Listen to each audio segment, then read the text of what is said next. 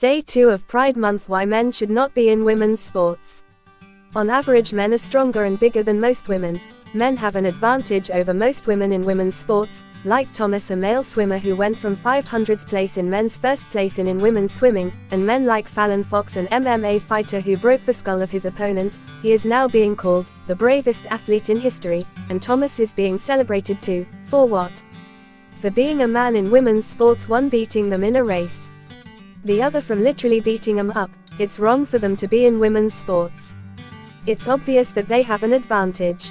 Men and women have their strengths and weaknesses. We are not the same and never will be, and that's not a bad thing. We were not created to be the same.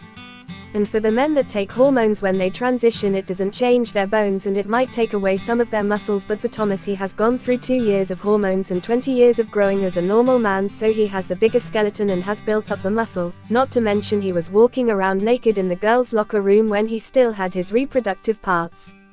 The ladies were not told or even asked about how they felt, and they were called transphobic when they did not want a man to change with them.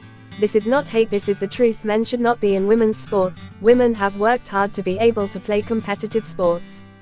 We don't have to be violent but make our voices heard. No men in women's spaces like girls' bathroom, locker room or sports.